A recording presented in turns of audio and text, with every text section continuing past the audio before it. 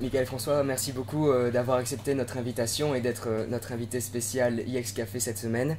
Vous êtes ancien porte-parole et journaliste radio, conseiller communal écolo à la ville de Bruxelles, si je ne me trompe pas, et coordinateur de l'ASBL Execo à Bruxelles, qui promotionne la santé auprès de la population homosexuelle. Alors, cette semaine, votre lettre ouverte dans la libre.be à propos de l'affaire Luperto a fait beaucoup parler. Vous utilisez des mots plutôt directs et on sent toute la puissance dans vos revendications. Vous dénoncez notamment les amalgames effectués entre l'homosexualité de Luperto et ses affaires de mœurs. Les médias sont-ils vraiment responsables de ces amalgames selon vous? Alors, ce que j'ai essayé de dénoncer, effectivement, ce sont les amalgames, pas vraiment entre l'homosexualité et l'affaire, c'est plutôt entre l'homosexualité et toute une série d'éléments qu'on met en avant sur les forums d'actualité. Je résume, voilà, tu es homosexuel, donc tu es pervers, donc tu es déviant, donc tu es pédophile. C'est un petit peu ce que moi je sentais venir tout au début de ce dossier, et c'est ce qui s'est effectivement passé, hein. On a pu lire des atrocités, mais c'est quelque chose de récurrent. C'est pas juste sur cette affaire qu'on peut lire des amalgames. Tous les sujets d'actualité sont susceptibles d'être interprétés via les forums d'actualité à travers des propos homophobes, sexistes, xénophobes, antisémites. Et c'est ça que j'ai voulu dénoncer, surtout, c'est ce ras-le-bol par rapport à une parole de haine qui se décomplexe. Et les forums d'actu, bah, voilà, c'est un bon déversoir pour ces propos haineux, tout simplement parce que les personnes sont derrière un PC, souvent derrière un pseudonyme, et donc c'est très facile de dire des saloperies, hein, pour le dire un peu de manière directe.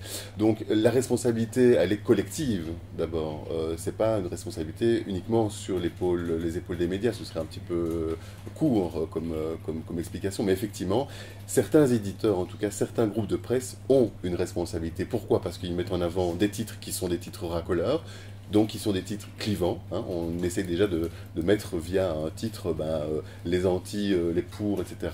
On fait monter parfois un peu la mayonnaise, hein, c'est-à-dire qu'il y a certains journalistes, à mon avis, ou pseudo-journalistes qui, derrière des pseudos, sont chargés de mettre un peu le feu aux poudres.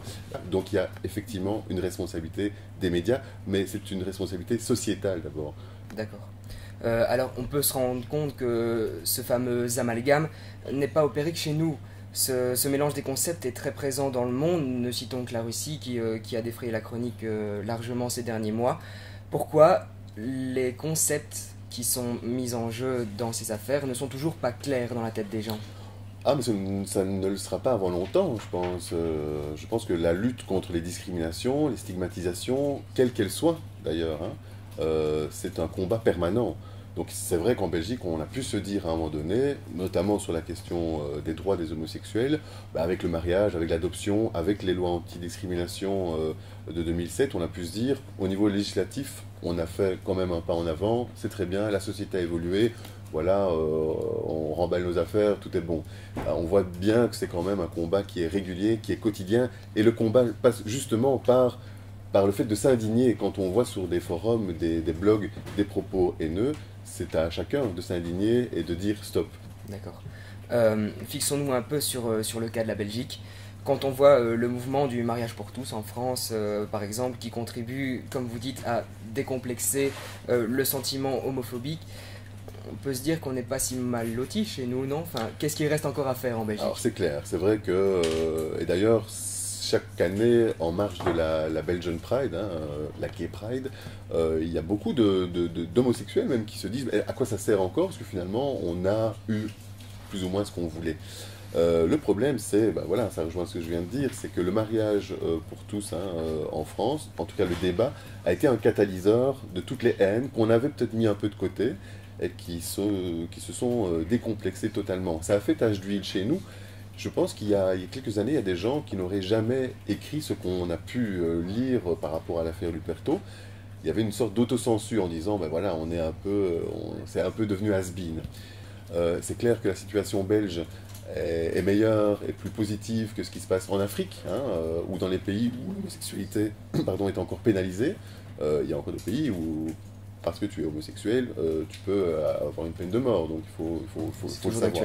C'est toujours d'actualité. Alors c'est vrai que la situation est meilleure, mais ça ne veut pas dire qu'il y a pas encore des choses à faire. Je prends le cas par exemple, nous chez Execo, on travaille évidemment avec des homosexuels et des homosexuels séropositifs, hein, c'est quand même notre mission. Pour avoir un prêt bancaire, pour parfois avoir un logement, des séropositifs se retrouvent encore aujourd'hui discriminés. C'est la preuve que le combat est un combat de tous les jours et que rien n'est jamais gagné. D'accord. Alors, pour finir, une question un peu plus générale. Vous parlez toujours dans votre lettre ouverte d'un, je cite, contexte de crise économique à l'origine de l'émergence de la parole xénophobe, mais aussi de la parole homophobe. Pensez-vous qu'on assiste à un retour en force de la pensée plutôt conservatrice? Est-ce qu'on fait un retour en arrière? Ah, mais c'est clair, mais c'est cyclique dans l'histoire. À chaque fois qu'il y a une crise socio-économique, il y a une montée des populismes, il y a une montée des discours d'extrême droite. Et c'est vrai que depuis 2008, on est dans une situation économique et sociale difficile. Et on voit effectivement que les partis populistes ou les partis d'extrême droite surfent un petit peu sur ce désarroi social pour justement pointer du doigt l'autre. Alors l'autre c'est qui? C'est la femme, hein, l'idiote de service sans cervelle, c'est l'arabe de service, hein, qui est ou intégriste ou voleur en puissance, tout comme les juifs d'ailleurs. Donc voilà, c'est quelque chose de cyclique auquel on doit tous faire attention. Et d'ailleurs les jeunes là-dessus ont une responsabilité parce que c'est quand même les adultes de demain. Et il y a tout lieu, évidemment, d'être vigilant et de ne pas tomber justement dans le panneau de dire, voilà, ma situation économique, ma situation sociale, elle est due à l'autre. D'accord. Vos réponses ont été vraiment très claires.